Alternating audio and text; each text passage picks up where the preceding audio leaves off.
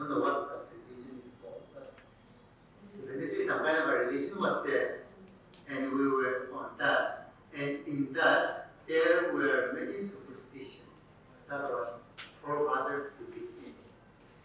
Christianity came, but still, those, of course, a lot of superstitions have come down, but still don't exist in our society today. Superstition.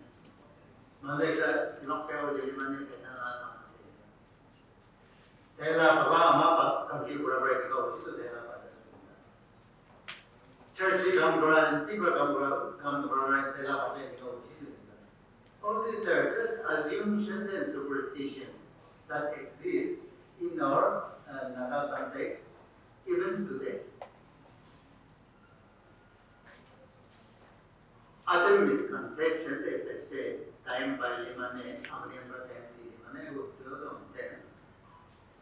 But I will go along what I've already mentioned before, what of the mentioned. Very healthy, if you are physically able to do things, then they are also that on an average level. You're okay. That's what a simple test as this. You go and doctor will ask you, how are you? If you say today is Thursday, how old are you? Yesterday I had Apuni. No, this is the answer. The doctor knows how. He's client, his candidate. Doctor first will check. You know, there are three friends who wanted to go for a cup of tea. Then one fellow said, today is very hot. Huh? That fellow said, I don't want to have tea today. The second person said it. And third person said, let me go home. No connection at all. When we have no connections, it's a sign that we need to read Dr. So we are all connected. If I crack something, if I say something, you are getting connected to me. You laugh, you smile, you giggle, you think, why? We are normal. And there are some people who are normally abnormal.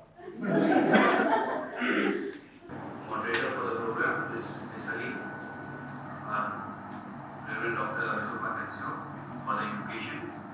All the esteemed panelists who I have for this National Mental Health Support Group panel discussion, all the NGOs, this representative from the churches, civil societies, my dear friends who are all present here.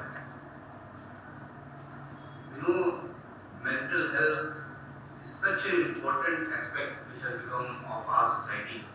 And to just give you figures countrywide, the situation in our country is very, very grim when we talk about mental health. And the problem is that the society still is not able to accept that the problem exists, that there is something which has become a part of our lives, and we are not able to open up to it. We are not able to accept the fact that there are such things, such social things accept in the society. In India, if you see, out of today we may be a population of course the census is yet to be done, but somewhere between 130 140 crores may be the population of our country. And out of that 140 crores, I think almost 10 crores of our population has some form of mental disorder or suffers from some mental illness, if we may call it. And calling it an illness because it's curable also. So these are especially very, very grim figures. And to make the situation worse, we in our country we don't have more than 4,000 to 5,000 psychiatrists. So see the number of patients that we have and what healthcare support that we have in our country. So again, the challenges are unless and until it is accepted by the people, accepted by the society, accepted by the medical fraternity as well, that yes, this is a challenge. The infrastructural gap, the medical facility will continue to remain poor as far as mental health is concerned. You know, mental health, growing up also, when we used to see some person with an unstable mind or acting weirdly, I think majority of us, we used to just make fun of them, rather than knowing what may have been the cause of it. Even into the class, he acts like this, he acts like a lunatic, roams around. So these are the basic things still that exist. We may be seeing people outside near the railway station or outside also in public places begging or just talking to themselves.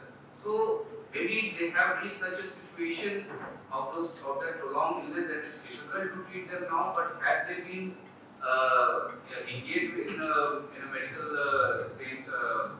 with a psychiatrist in their early phases when the problem started, I think they would have been cured. And when we talk about mental illness, it does not mean only people who have lost their or power or ability to make informed decisions or intelligent decisions.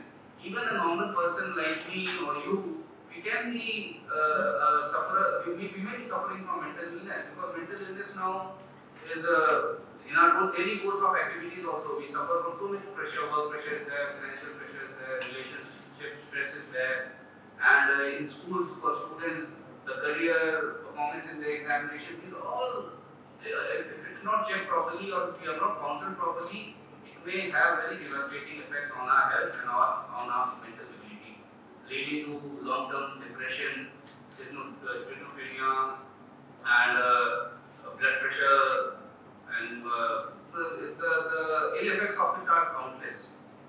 So, we as a society, I think the most important challenge and the basic challenge of it to accept that yes, these things are very common. Because the numbers I quoted, that means 10% of our population almost is suffering from these things.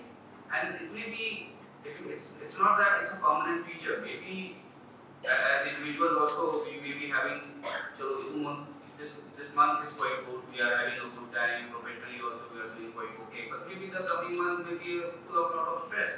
So to counterbalance that, I think we need to support each other and accept that problem. Yes, even in the villages also, when we see people that somebody is suffering from these disorders, they should not be just casted as evil person or that something is mentally wrong with him and he can't be cured and